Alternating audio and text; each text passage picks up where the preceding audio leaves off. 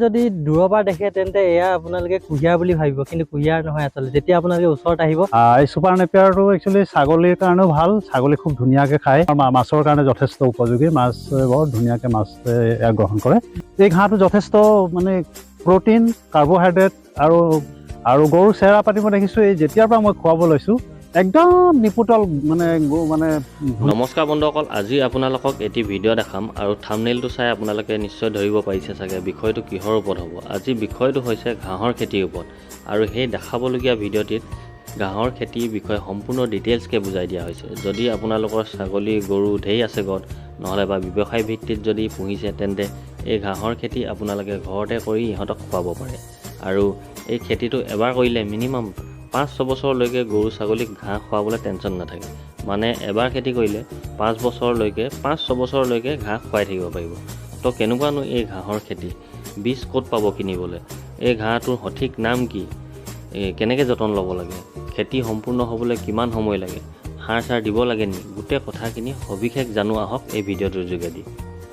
এয়া আপোনালোকে যদি দূৰৰ পৰা দেখে তেন্তে এয়া আপোনালোকে কুহিয়াৰ বুলি ভাবিব, কিন্তু কুহিয়াৰ নহয় আচলতে। যেতিয়া আপোনালোকে ওচৰত আহিব দেখা পাব যে এয়া হৈছে ঘাঁহ। এয়া আচলতে বৈজ্ঞানিক পদ্ধতিৰে কৰা ঘাঁহ। খুব সুন্দৰকৈ আছে, এইফালে গোটেই ঘাঁহ খুব সুন্দৰকৈ আছে আপোনালোকে দেখা পাইছে। আৰু এই ঘাঁহৰ বিষয়ে সবিশেষখিনি জনাম আজি আপোনালোকক।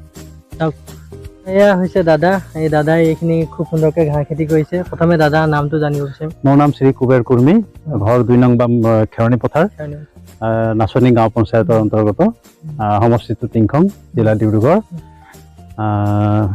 মই প্ৰথমতে এপ্ৰিল 19 তাৰিখ 2022 এই প্ৰথমতে মই হাইটেক কিষাণ পৰিবাৰ নামৰ এটা ফাৰ্মৰ পৰা, ফাৰ্মখনৰ পৰা ইউপি, তাৰ পৰা মই প্ৰায় 500 এনেকৈ বীজ মগাইছিলোঁ। মানে 500 পিচ, মানে পিচ এটা পিছত তাত 3টা পাত থাকে, এনেকৈ প্ৰায় 500 পিচ মই মগাইছিলোঁ। তাৰপিছত আনি পেলাই মই প্ৰথমতে ঘৰৰ ওচৰতে নাৰ্চাৰী কৰিলোঁ। নাৰ্চাৰী কৰাৰ পিছত ইয়াতে মই 1 বিঘা মাটিত মোৰ আগৰ পৰা এটা সপোন আছিলে যে মই মানে বিশেষকৈ এনেই গৰু মই পোহা মানুহ, কৃষক যেতিয়া আমি বাহিৰত ঘাঁহ পানীৰো এতিয়া নাটনি হয়, সেইকাৰণে মই ইচ্ছা প্ৰকাশ কৰিলোঁ যে মই 1 বিঘা মাটিত চুপাৰ নেপিয়াৰ এটা খেতি কৰিম। তাৰপিছতে এনেই ঘৰটো প্ৰায় আমাৰ প্ৰায় 15-20 জনী গৰু অনবৰত থাকে। আৰু এতিয়া মই নেক্সট মানে জাৰ্চি গাইৰ মানে এটা প্লেন লৈছোঁ। সেইটো কাৰণে মই আগতীয়াকৈ অলপ ঘাঁহৰ ব্যৱস্থাটো মই কৰি লৈছোঁ। আৰু এতিয়া ইতিমধ্যে মই আমাৰ আগৰ পৰাই ছাগলী পোহোঁ, আৰু এতিয়া অলপ উন্নত জাতৰ ছাগলীৰ পোহাৰ মই মন মেলিছোঁ। এই চুপাৰ নেপিয়াৰটো একচুৱেলি ছাগলীৰ কাৰণেও ভাল, ছাগলী খুব ধুনীয়াকৈ খায়। আৰু এটা ডাঙৰ ফিচাৰীও আছে। ফিচাৰীত ইয়াৰ পাতটো, ফিচাৰীটো আমাৰ মাছৰ কাৰণে যথেষ্ট উপযোগী, মাছ বৰ ধুনীয়াকৈ মাছ গ্ৰহণ কৰে। আৰু যিখিনি গৰু আছে এতিয়া আমাৰ জাতি গৰু, প্ৰায় জাতি গৰুখিনি মানে এতিয়া মই এটা মেচিনো এটা আনি লৈছোঁ, চাপ কাটাৰ। সেই মেচিনটোতে মানে প্ৰায় ইয়াৰ হেৰি কৰি পেলাই মই চাপ কাটাৰ দি মিহি কাটিং কৰি গধূলি মই দানাৰ লগত প্ৰায় গৰুক মানে খাবলৈ দিওঁ। আৰু এই ঘাঁহটো যথেষ্ট মানে প্ৰটিন, কাৰ্বহাইড্ৰেট আৰু যথেষ্ট পৰিমাণৰ মানে ভিটামিন পোৱা যায়। আৰু গৰুৰ চেহেৰা পাতি মই দেখিছোঁ এই যেতিয়াৰ পৰা মই খুৱাব লৈছোঁ একদম নিপুটল মানে ধুনীয়া এটা সুঠাম এটা স্বাস্থ্য মানে গঢ়লৈ উঠিছে গৰুখিনি। মানে নহ'লে আনকালে দেখিছোঁ গোটেই কামিহাড় ওলাই থাকে বা হাডি ওলাই থাকে। তো এইবিলাক ভৱিষ্যতৰ কথা চিন্তা কৰি মই এই চুপাৰ নেপিয়াৰ খেতিটো মই এনেই কৰিব লৈছোঁ। আৰু এতিয়া মই আৰু এটা চিন্তা কৰিছোঁ, মই কৰাৰ লগে লগে আমাৰ ওচৰে পাঁজৰে যিখিনি আছে, আশে পাশে যিখিনি কৃষক আছে, গৰু ছাগলী পুহিবলৈ যিখিনি মন মেলিব, তেখেতসকলক মই ইয়াৰ পৰাই মই সঁচ দিয়াৰো এটা ব্যৱস্থা মই ৰাখিছোঁ। ইয়াৰ পৰাই মই দিব পাৰিম। সেইটো কাৰণে যদি ভাবে বোলে এই খেতিটো কৰিম, হয়, তেতিয়া এই দাদাৰ ওচৰত আহিব পাৰে। হয়, মই কণ্টেক্ট নাম্বাৰটো দি দিম। কণ্টেক্ট নাম্বাৰটো আপুনি দি দিব। আৰু জেনেৰেলি মই যেনেকৈ মই 3 টকা পিচকৈ আনিছিলোঁ, মোৰ বিশেষ নালাগে, মই পাৰ পিচ মই 3 টকা, আৰু কেনেকৈ ৰুব লাগে ৰোৱাৰ প্ৰচেছটো মই ঠিক তেনেধৰণে মই দিয়াৰ আগতে মই বুজাই দিম, দেখুৱাই দিম। ঠিক তেনেধৰণে মই ৰাইজক যিমান সহায় কৰিব পাৰোঁ মোৰো এটা ভাল লাগিব। মই নিজে কৰাৰ লগতে আৰু 10জনে কৰক, 10জনে স্বাৱলম্বী হওক। আৰু স্বাৱলম্বী হোৱাৰ পিছত ধৰকচোন অন্ততঃ চাকৰিৰ আশাটো বাদ দি অন্ততঃ কৃষিমুখী হোৱাৰ পিছত অন্ততঃ নিজৰ আৰ্নিং চ'ৰ্চটো নিজৰ ঘৰতে কৰি ল'ব পাৰিব। ঠিক তেনেধৰণে এটা মোৰ এটা ইচ্ছা আছে। প্ৰচেষ্টাটো ভাল লাগিছে হয়, শুনি পিনে। হয়। আচলতে এইটো কিমান দিন লাগে ঘাঁহটো হ'বৰ কাৰণে? ঘাঁহটো জেনেৰেলি ৰোৱাৰ প্ৰায় 2.5 মাহৰ পিছত এবাৰ ফাৰ্ষ্ট কাটিং কৰিব পাৰি। জাষ্ট মানে ঠিক 2.5 মাহৰ পিছত আপোনাৰ ঠিক এইটো চাইজ হ'ব মাটিৰ পৰা, এই মানটো চাইজ হ'ব, মানে ইয়াৰ গ্ৰথটো খুব সোনকালে হয়।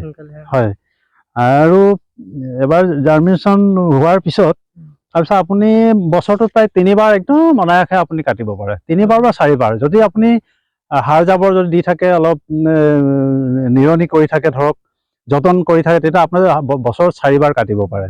মাজত বিশেষ খৰচ পাতি নাই? বিশেষ খৰচ পাতি নাই। পৰাপক্ষত পাৰিলে যদি জৈৱিক সাৰ আছে, জৈৱিক সাৰ অলপ প্ৰয়োগ কৰিব লাগে, আৰু যদিও নাই ফাৰ্টিলাইজাৰ অলপ প্ৰয়োগ কৰিব লাগে। আপোনাৰ একদম ধুনীয়া স্বাস্থ্য, গছৰ স্বাস্থ্য দেখিছে নাই আপোনাৰ, একদম ধুনীয়া, একদম সুন্দৰ। দূৰৰ পৰা কুঁহিয়াৰ কৰে দেখে, কিন্তু কুঁহিয়াৰ নহয়, আচলতে আছে ঘাঁহ। তো ঠিক তেনেকে মোৰো তেনেকে এটা ইচ্ছা আছিল, আৰু এতিয়া মই ঠিক তেনেধৰণে আগবাঢ়ি গৈ আছো।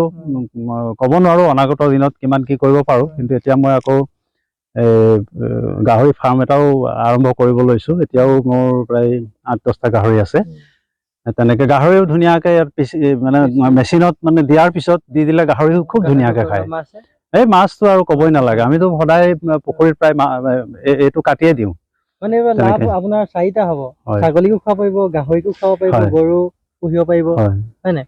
তাৰপৰা এইখিনি ধুনীয়াকে সুবিধা হয়। যাৰ মাটি আছে কৰিব পাৰে, দাদাৰ ওচৰত আহিব পাৰে, গোটেইখিনি বুজাই দিব এই খেতিটো কেনেকে কৰিব লাগে, কি কৰিব লাগে।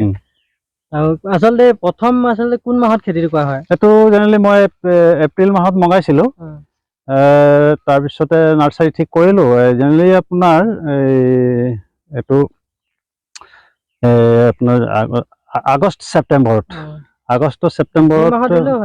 যি মাহত ৰুলো হয়, কিন্তু আগষ্ট ছেপ্টেম্বৰত কৰিলে আপোনাৰ মাটিটো অলপ জীপাল থাকে, মানে এই সোনকালে মানে পোখা মেলে, গ্ৰথটো আহে। আপোনাৰ জানুৱাৰী ফেব্ৰুৱাৰীত আপোনাৰ ধৰক অলপ মাটিটো আপোনাৰ হেৰি হৈ থাকে, আপোনাৰ শীতকালটো, আপোনাৰ খৰালি মাহত মাটিটো আপোনাৰ এতিয়া পানীৰ প্ৰয়োগ কৰিব লাগিব। আপোনাক হেৰি আপোনাৰ এগ্ৰিকালচাৰ মানে ব্যৱস্থাটো লাগিব, মানে আপোনাৰ পানী ব্যৱস্থাটো লাগিব। আৰু আপোনাৰ আগষ্ট ছেপ্টেম্বৰত যদি কৰে, আপোনাৰ মানে খুব ধুনীয়া হয়। আৰু মই এইটো আগষ্ট ছেপ্টেম্বৰতে কৰিছিলো খেতিটো। মোৰ বিশেষ একো প্ৰব্লেম নাই হোৱা, পানী দিবলগীয়া হোৱা নাই। ৰোৱাৰ পিছত একদম লহপহকে উঠি আহিলে আৰু মানে এবছৰৰ কাৰণে হৈ যাব নেকি এইখিনি? এবছৰ নাই, এইটোতো মই জেনেৰেলি 5 বছৰৰ কাৰণে মই একো কৰিব নালাগে, মই কাটি থাকিম, হৈ থাকিব 5 বছৰ যদি যতন কৰোঁ। আৰু অলপ যদি মই অলপ প্ৰতিপালন কৰোঁ, তেতিয়া 7 বছৰৰ কাৰণে। 7 বছৰ মই আৰু আকৌ হেৰি প্লেণ্টেশ্যন কৰিব নালাগে। এবাৰ ৰুলে আপোনাৰ 7 বছৰৰ কাৰণে আপুনি ইয়াৰ পৰা ব্যৱহাৰ কৰি দিব পাৰিব। কাটি হয়, 7 বছৰৰ কাৰণে। অলপ আগবাঢ়ি ফিচাৰীটো ডাঙৰ, দাদাই ফিচাৰী লগতে এইফালে ঘাঁহ ৰুইছো, এইফালে ফিচাৰী আছে। ইয়াতে ঘাঁহখিনি কাটি আৰু লগে লগে আমি ফিচাৰীত দিয়াৰ ব্যৱস্থা কৰো। এইফালে গৰুৰ কাৰণেও দানা হৈ গ'ল, ছাগলীৰ কাৰণে হ'ল, গাহৰিৰ কাৰণে হ'ল। তো ঠিক তেনেধৰণে এটা পৰিকল্পনা এটা লৈ পেলাই মই কৰি আছো। অনাগত দিনত ক'ব নোৱাৰো কিমান অগ্ৰগতি হয়, কিন্তু পৰাপক্ষত পাৰিলে নীৰৱে নাথাকি অন্তত কৰিব লাগে। আৰু মই অহা প্ৰজন্ম যিখিনি নিবনুৱা যিখিনি যুৱক যুৱতী আছে, তেখেতসকলো মই এই প্ৰচেষ্টা যাতে সকল লয়, তাৰ মই এটা মোৰ ফালৰ পৰা এটা পৰামৰ্শ থাকিল। লগ পাই ভাল লাগিল, ধন্যবাদ। তো বন্ধুসকল, চালে চাগে আপোনালোকে গোটেই ভিডিঅ'টিত যোনজন খেতিয়ক দেখিলে আপোনালোকে, সেইজনৰ ঘৰ হৈছে ডিব্ৰুগড় জিলাৰ টিংখং অঞ্চলত। আৰু এই ঘাঁহটোৰ নাম তেওঁ ভিডিঅ'টিত উল্লেখ কৰিলে, আপোনালোকে মন কৰিলে নাই গম নাপাওঁ, হ'লেও মই আকৌ এবাৰ কৈ দিছোঁ।